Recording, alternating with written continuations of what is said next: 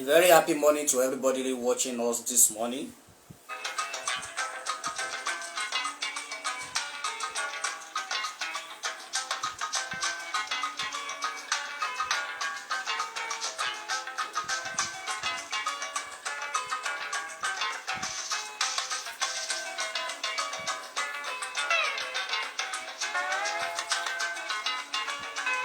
Happy mid-term break to all children of school-going age across the length and breadth of the Federal Republic of Nigeria.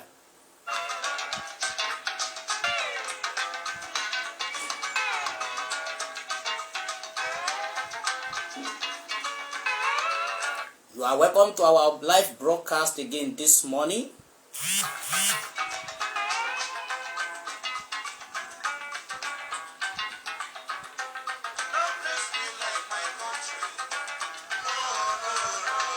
Yes, no place be like Nigeria.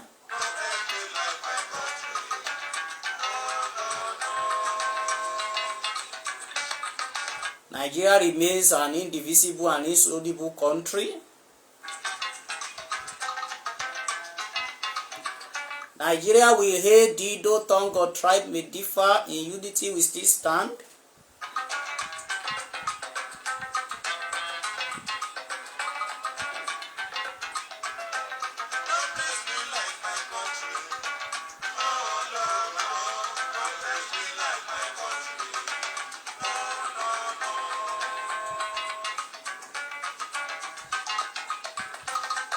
This is the voice of Pedagogues Educational Research Institute and Learning Facilitating Firm.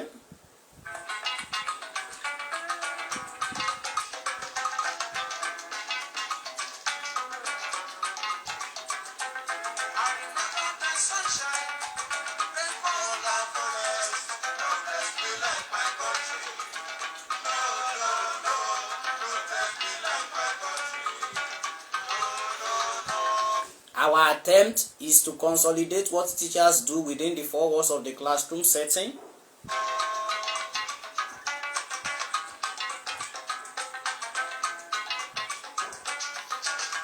With our blended learning initiatives.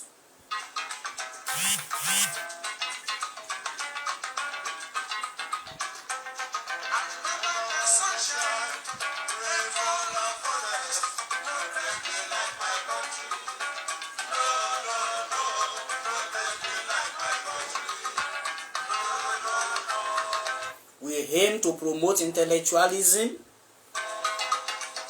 The voice of the pedagogue is the one crying in the wilderness. Prepare a better way for the educational system.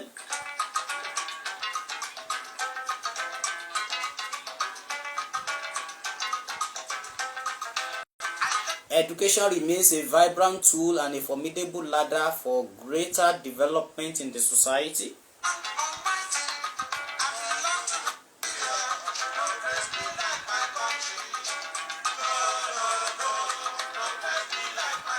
The value of the education of the nation is the value of the education of the teacher.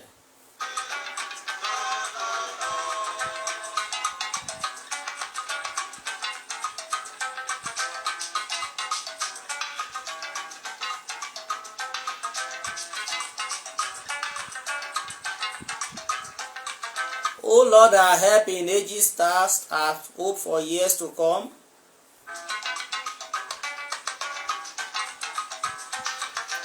Our shelter in the stormy blast, and of course our hope for years to come.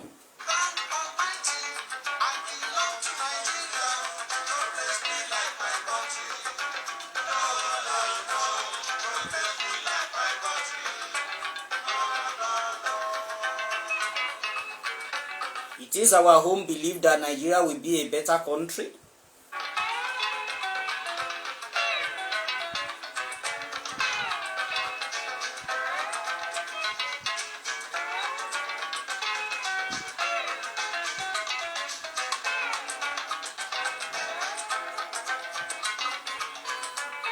We preach improvement in the educational system.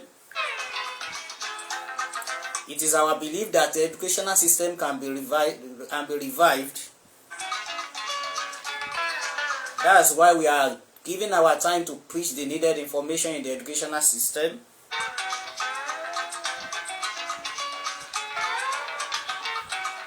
We are contributing our quota in a little way to national development.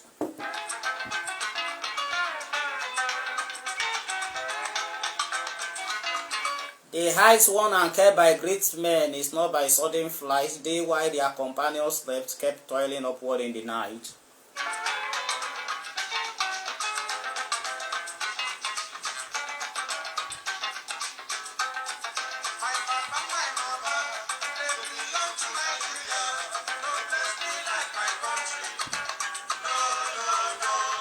Nigeria remains our own Jerusalem, and we have to always wish her the very best so that we will also do good.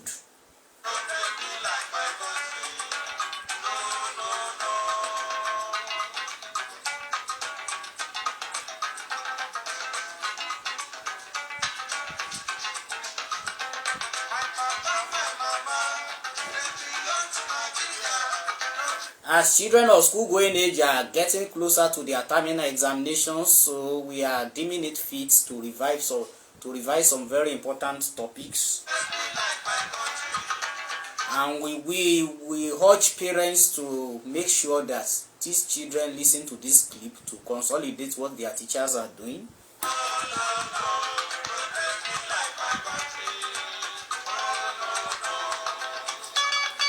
I want to use this medium to thank everybody that takes their time to watch us. Everybody that takes their time to share our clip. All Facebook community, academic community that share our clip, we thank you. Those who call us behind the scene to give us one advice or the other, we thank you so much. The journey of the pedagogue is the journey of 1,000 smiles that begins with a step. We actually know where we are going, but we are moving just gradually.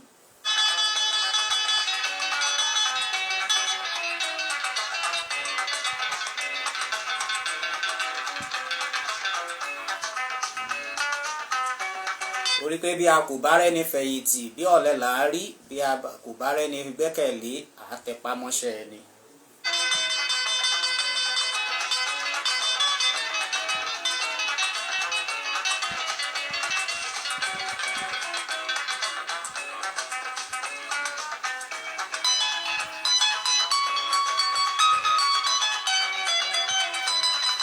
This is a strategic use of the social media to meet a reasonable number of students across the length and breadth of the Federation so that they can also have access to qualitative education.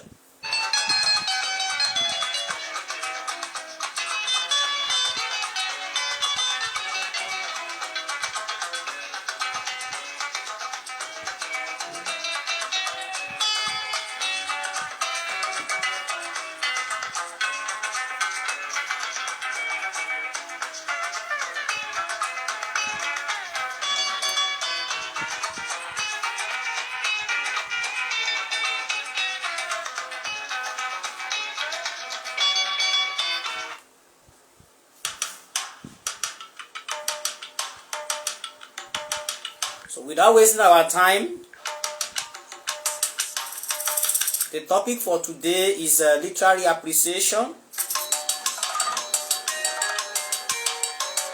which will be very useful for children of school-going age, most especially those in the junior secondary school.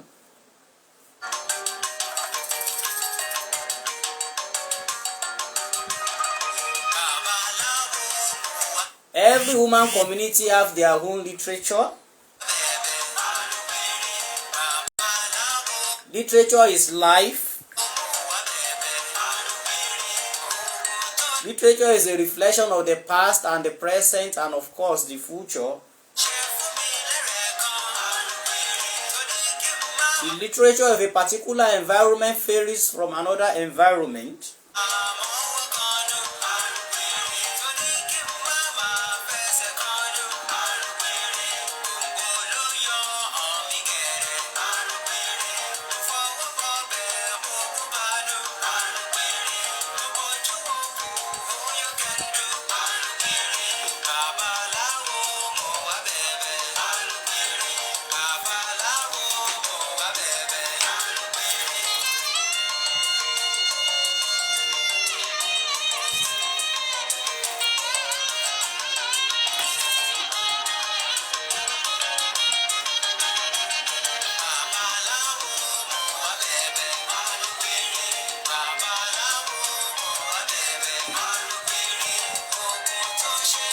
Literature is the art of composition in prose and verse. It is a mirror of life. And of course, an imitation of real life situation.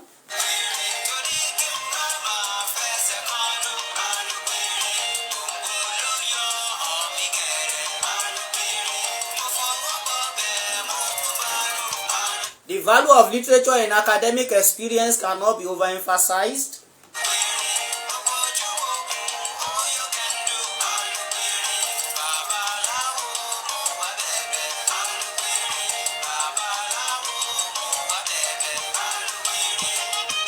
Literature aims to entertain. Literature aims to poke fun against societal misrule.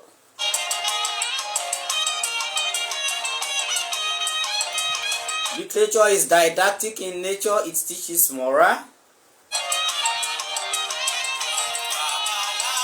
Literature is a social document.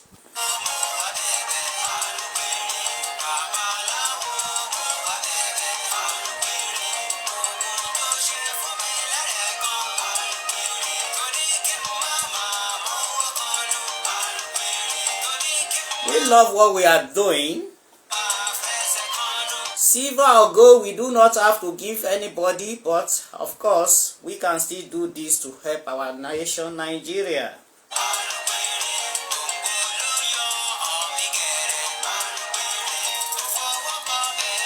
We are dedicated to producing clips that will help the educational system, and we urge parents to play the clips for their children.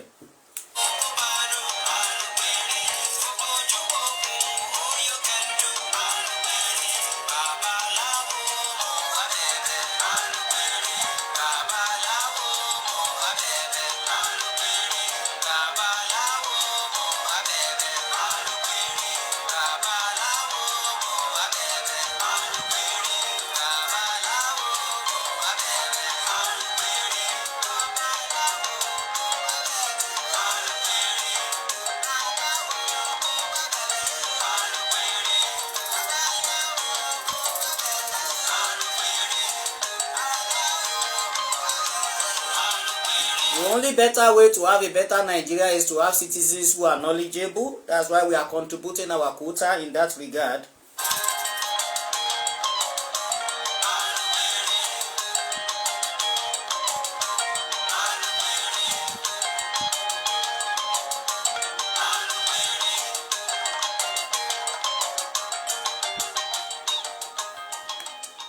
Yes, thank you very much. Without wasting much of our time, today's topic is literary appreciation, and of course, when we talk about literature, like I've been saying, literature is a mirror of life, and literature is the art of composition in prose and verse. When we talk of literature, is a reflection of real life situation, is an imitation of real life situation. And of course, when we talk about literature, it has some specific functions that it plays in the society. And one of the functions of literature is to entertain. The entertainment function of literature is germane and crucial. Literature is a social document. Literature is a political document. It's a religious document. It aims to control and to correct the society. Literature is used to direct experiences. Literature is a mirror of life.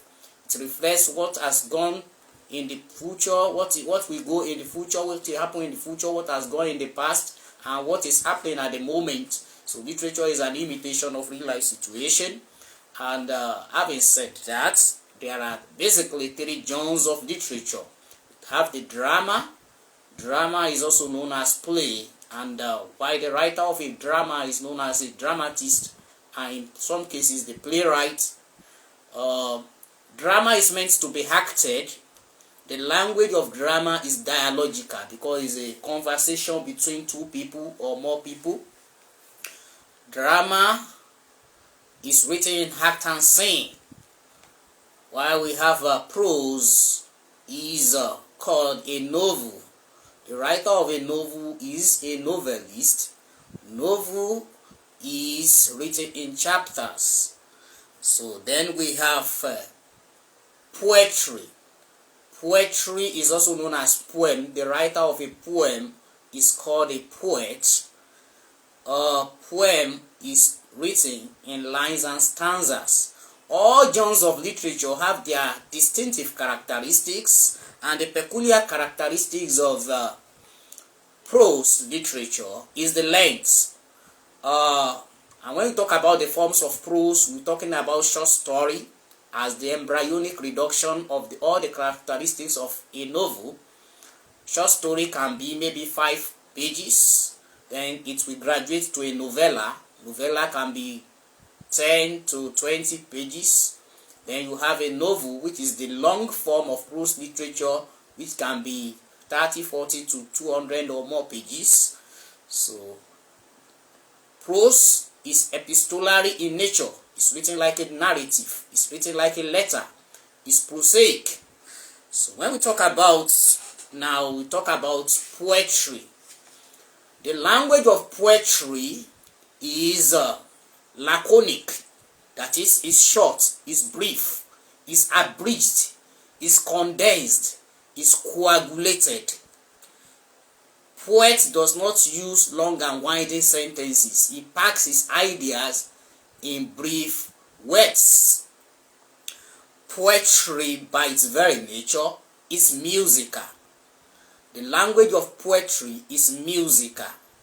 That's why many of our poems can be turned to music.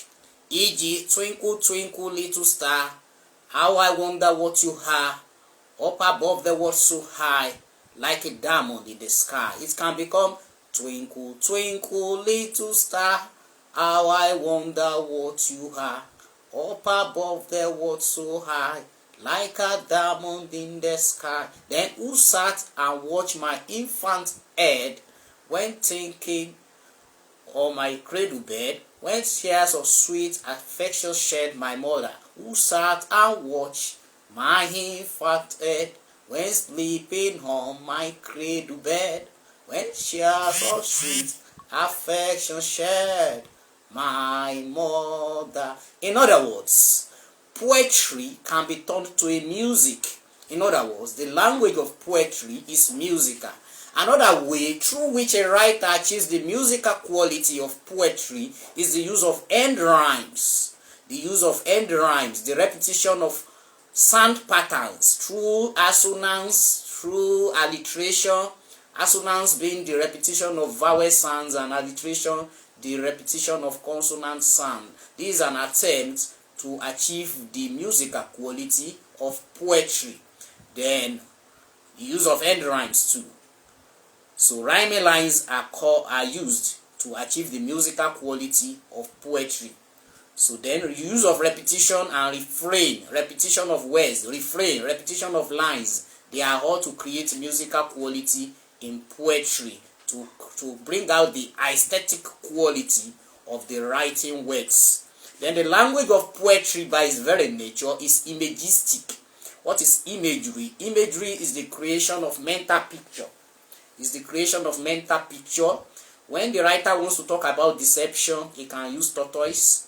When he wants to talk about pain, he could use tongue. So the writer can create vivid imagery. We have different types of imagery. We have visual imagery, the one that appears to the eyes. We have auditory imagery, the ones that appears to the hearing. We have tactile imagery, the one that appears to the sense of touch, and several other imagery. So those are the forms of poetry. Then we can now talk about the forms of prose narrative. When we talk about prose, it could be in form of folk tale. Folk tales are stories where you have animals as character, and is actually written to teach moral. It is didactic in nature. It is superhuman in nature. That is, it is incredible. It is incredible in its attempt. It is incredible. It's a fictional story. So it aims to teach moral, and it is aimed to also entertain. They are always very interesting. So that is folktale for you. Then we can talk about myths. Ìtàn ìṣẹ̀dálẹ̀ ayé lónírúurú bó ṣe yàtọ̀ sí environment from environment. The mythology of a particular environment varies from that of another environment. We have African mythology, we have Greek mythology, we have Indian mythology, we have Igbo land mythology, you have Yoruba mythology. Ìgbàgbọ́ Yorùbá ni wípé orírun Yorùbá wà ní Ilé Ifẹ̀. Òun la ṣe ń sọ pé Ilé Ifẹ̀ jẹ́ ibi tí ojúmọ́ ti ń mọ́ wá sáyé. That is a myth. A sọ pé Odùduwà ó bí ọmọ méje. So gbogbo àwọn ìtàn yẹn is called mythology. Mythology. When we want to present it, we present it in form of myths. So then we also have legends. Who are legends? Legends are heroic people that have done great in the history of a particular environment. Ogun is a legend. Shango is a legend. Oya is a legend.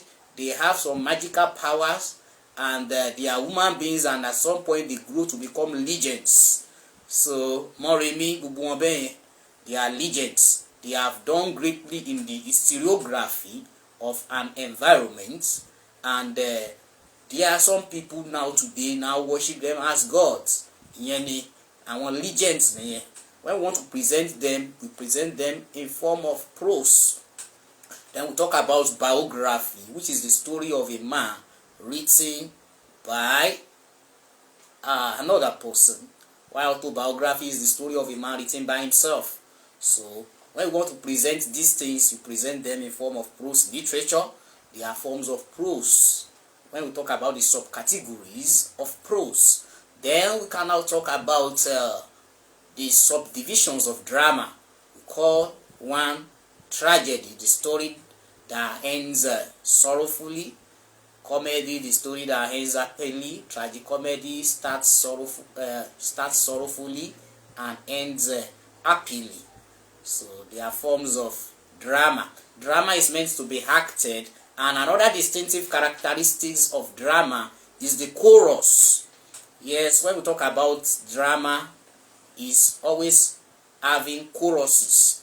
Láyé olúgbọ́n, mo kéborùn méje, ẹ ò máa fìwé lórin. Láyé àrẹ̀sà, mo kéborùn mẹ́fà, ẹ ò máa fìwé lórin. Láyé àtàndá, mo ra kókó, mo ra yán, mo ra sányán bàbá aṣọ. Ẹni pé òkú o, nílẹ̀ yìí o, yé orí oyè. So these are songs. When you are writing drama, there should be choruses. When Wole Soyinka writes, you see chorus there in his book. When Olarotimi writes, you see chorus in their books. So to consolidate the message they are trying to pass across. So that's the distinctive characteristics of drama. Then we'll now be talking about some very important terms associated to literature. Talk about prologue, that is the opening remark of a story. Talking about the epilogue is the closing remark of a story. Who is the hero in a play or a drama or a novel? Hero is the most important main character in a story, who is also called the protagonist. When it is a female, important female character is called the heroine. They are called protagonists. Then we talk about the villain is the antagonist, who is looking for the downfall of the hero, is the foe, is an enemy, is an opponent, is an adversary to the hero. So that is the villain. Then we talk about epitaph is an inscription on the tomb. An inscription on the tomb is epitaph. Then we talk about the tone of a particular work, is the pitch of voice of the writer. How the tone is. At times the writer can be harsh, it can be sympathetic, it can be compassionate, it can be unrepentant, it can be unapologetic. That is the tone, the pitch of the writer's voice as he writes. That's what you call the tone of discourse in literature. So the mood is the state of mind of the writer. The state of mind of the writer is the mood. They'll talk about the elegy is a poem to mourn the dead. The elegy is a poem to mourn the dead, while the dirge is a song to mourn the dead. They are dirges rather. Ode is a poem in praise of an object.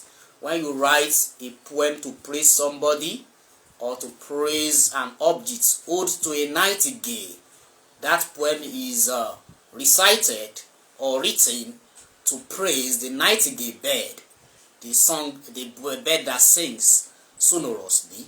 Then we talk about satire. Satire is a work of art to lampoon and lambast, to raise a modern criticism against societal misrule. When you talk about satire, it aims to poke fun. Satire is used to criticize a particular happening that is bad in the society with the aim to correct him. So most of Fela Anikulapo's songs are satirical in nature.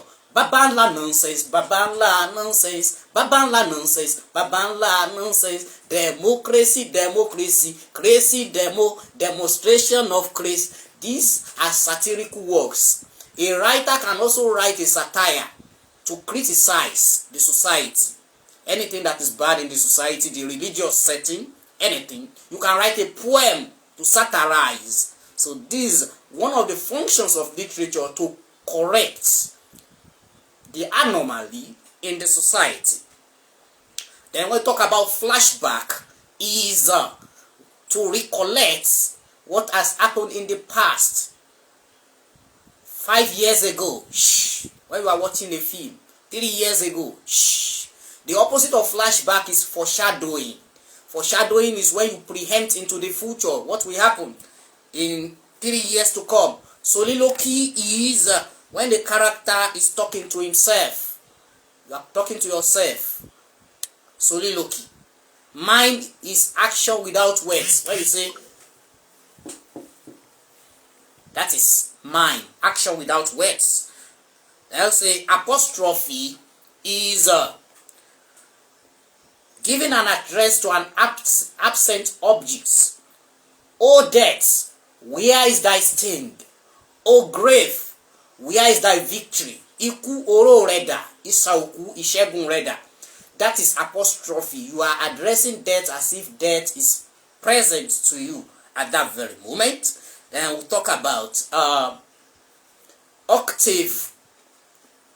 Sonnet is a poem of 14 lines, and the very first 8 lines of a sonnet is called the octave, while the very last lines of a sonnet is called the sestet.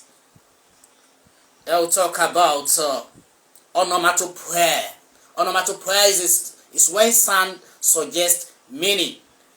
Agogo kékeré, lẹ́bàá ògiri ló dúró, pẹ̀lú ọwọ́ rẹ̀ méjì, ọ̀kan ká wákàtí, èkejì ká ìṣẹ́jú, gẹ́gẹ́ bí a ti rí nílé ìwé alágogo, kúkúkúkú nílé ìwé alágogo, kẹ́kẹ́kẹ́kẹ́ nílé ìwé alágogo, kúkúkúkú kẹ́kẹ́kẹ́kẹ́. In that regard is sound suggesting the movement of the clock. So that is what we call onomatopoeia. Then we talk about the diction. Diction is the choice of words of the writer. The choice of words of the writer can be simple, can be complex. When Wole Soyinka writes, the diction can be very complex for somebody who does not have the linguistic arsenal and the linguistic tools. Then you begin to look for the dictionary. Then when some writers write, you can easily follow what they are writing. So the choice of words of the writer is called the diction. And of course, at times the setting of a particular literary work can affect the diction of the work. The setting is the environment where a particular work was written. The environment. That's the setting. It could be Igbo setting, it could be Yoruba setting, it could be Hausa setting, it could be American setting, it could be non-American setting. The environment where a work of art was written is the setting. And of course the setting, it could be agrarian setting, an agricultural environment. It could be a riverine setting. And of course, the setting of a particular work will definitely affect the language of the writer, the diction, the choice of words of the writer. So that's why when Wole Soyinka writes, you begin to see Ogbanje, Abiku, because it's a Yoruba man. You begin to see Igba. When Chinua Achebe writes, then you begin to see colloquialisms like Igbokwenu. You begin to see Hada. You begin to see different Igbo colloquialisms. In other words, the setting of a particular work will affect the diction, that is the choice of words of the writer. Then the theme, talk about the thematic preoccupation. The theme is the central idea of a work, what the entire story revolves around. It can be talking about love, it can be talking about hopelessness, it can be talking about despair, it can be talking about joy, it can be talking about sorrow, it can be talking about corruption. It's the central idea, the thematic preoccupation. The thematic preoccupation. That's what we are talking about.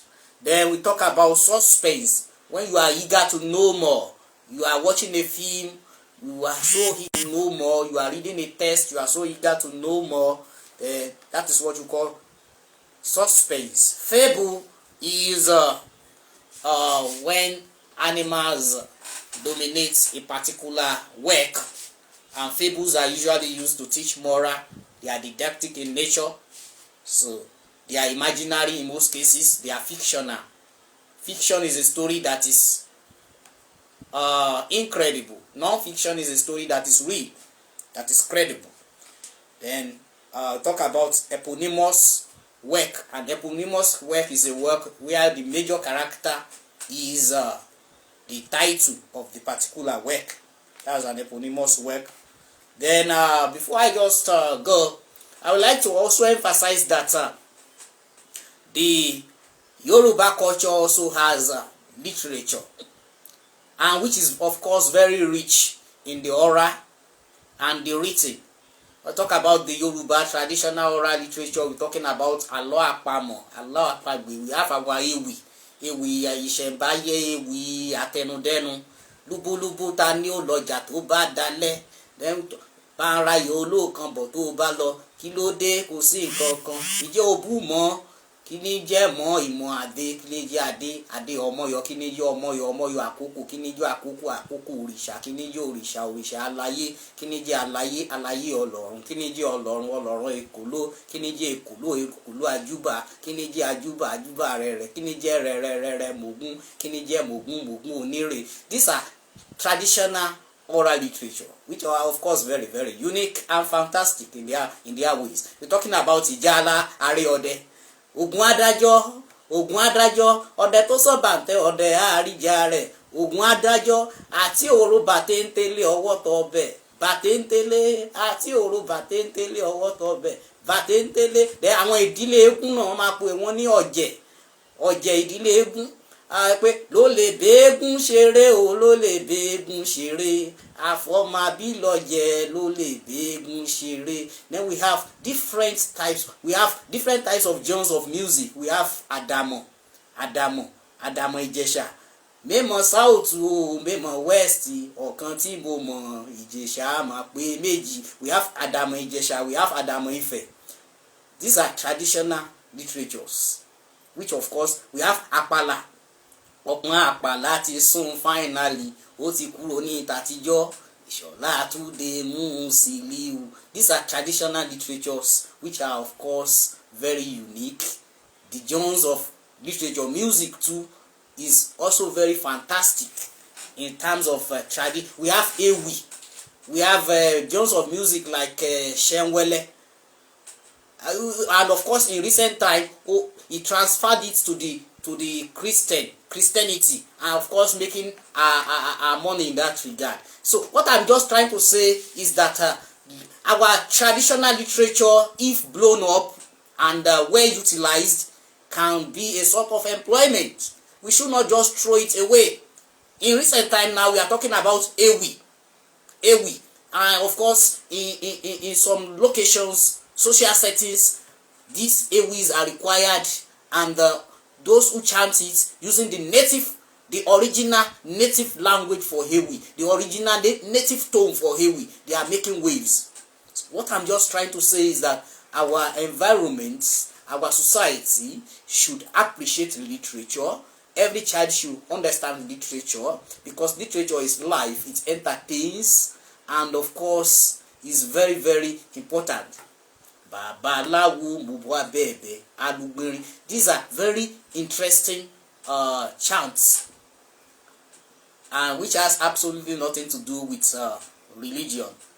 That's absolutely nothing to do. Then without wasting our time, I would like to talk about the figures of speech. Figures of speech, their imaginative use of language, their elevated use of language, their flowery use of language, their use of language in a way that is not ordinary, their use of language to depict a greater meaning, because there are layers of linguistic analysis. So the literary tools and the figures of speech, the literary tools are the tools that the writer uses to objectify his subjective impressions. So the writer uses them to consolidate what is writing and to pass out his message in a way that will not be ordinary. So when we talk about simile, so we have afiwe tara, we have afiwe elelo, we have isohun deniyan. That is personification. So this knowledge, the Yoruba knowledge, can also be transferred to the English knowledge. When I say literature ere onishe, that is drama. Literature oloro wuru, that is prose. Literature hewi, that is poetry. So what is wrong in every community have their own literature, and that must be cherished. That must be is their heritage. Is directly related to their ancestral homes, and should not be thrown under the carpet. Should not be thrown under the carpet. That's on a very serious note. Simile is the use of as and like. Twinkle, twinkle, little star, like a diamond in the sky, is as fast as hair, is as dangerous as a snake. So that is the use of simile. Metaphor is the use of direct comparison. Olu is a goat. Taiwo is a Solomon. That's, you are directly comparing the quality of a person to another. Talking about personification is when you give human attributes to a non-living thing. My pen is dancing, the sky is weeping, the moon is peeping, my car roared and curved at the third push. So that is the use of personification. Then the use of irony is when you are saying the opposite of what you intend in such a way that what you intend is known. The boy is very brilliant, having failed his examination. Is the boy really brilliant? No. For example, you can also say the best way to avoid being punished by the teacher is to disobey him. The school team is very strong. They played 10 matches, lost 9 and won only 1. That is irony. When the opposite of what you mean, what you intend, comes to place. Even when you are doing literary analysis, when the opposite of what the writer wishes comes to place. For example, in the book Joys of Motherhood. Joys of Motherhood, even the title itself is ironical, because the entire life of Unuego in that book, that's Dochie Mecheta's book, the entire life of Unuego in that book was totally sorrows of motherhood. So the irony in that book even started from the title. That's what we are talking about.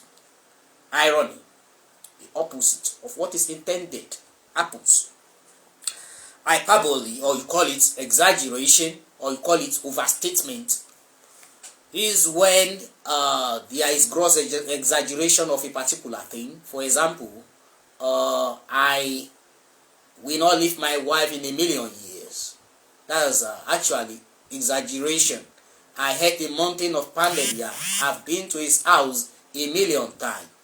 That is the use of exaggeration. Then euphemism is when you are very mild in your expression. You don't want to offend people, or you want to save the face of the particular offender.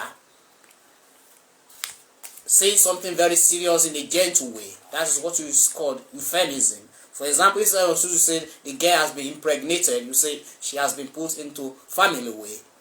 Instead of you to say the boy is a thief, you say he's a gentleman of the highway. So that is the use of euphemism. The rhetorical question is a question that requires no answer.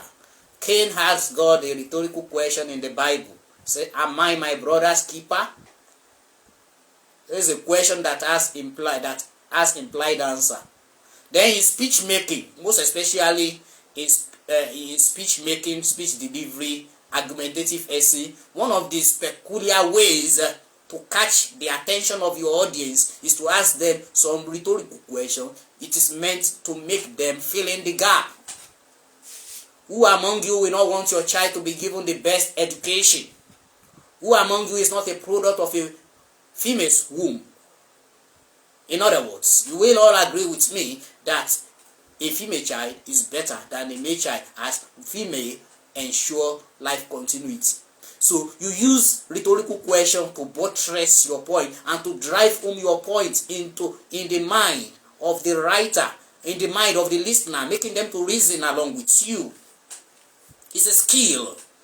It's an oratory skill in speech delivery. So that is rhetorical question. We're talking about oxymoron. Oxymoron is the juxtapositioning of two opposite words. Placing side by side two opposite words. That's what we call oxymoron. For example, women are necessary evil. They are necessary and they are still evil. Jane is honestly dishonest. That is euphemism. That is oxymoron. Then we're talking about the boy is fiend angelic. Fiend is a Satan. Angelic is somebody who is godly. The matter is an open secret. Open and secrets, they are opposite words. Then we talk about metonymy is the use of a particular object to address the owner of the object. For example, pen is mightier than sword. Who uses the pen? The educated. Who uses the warlike people. So you are saying that education is better than force. You are talking about Athenian history and Spartan history. Athenians believe that education should be given. The sophists, they travel, the itinerant teacher, they travel around to give knowledge. The Spartan believe in a life of discipline. So it came from that historiography that pen is mightier than sword, because it was the Spartan that preceded the Athenians. When you talk about the history of education in the Greek society, pen is mightier than sword. I did the work for the crown, instead of you to say I did the work for the king. So that is metonymy. Then synecdoche is the use of one part of the body to represent the whole body. For instance, the woman has many mouths to feed. The woman has many mouths to feed. Mouths there is being used to represent children. I counted 20 heads in the market. 20 heads. Heads there is used to represent human being. Paradox is a figure of speech which talks about in which a truth is conveyed under the form of apparent absurdity. It appears to be meaningless, but at a closer look, the meaning is decoded. For example, the son is the father of man. Oni tó kété bá dàgbà, ọmọ ẹ̀ ló máa mú. Ìyẹn ni wípé the òkété, the rabbit, has been taking care of the child, and in the old age the child now will take care of the rabbits. So children too, their parents are taking care of them now, but in the nearest future they will be the one to take their care of their parents.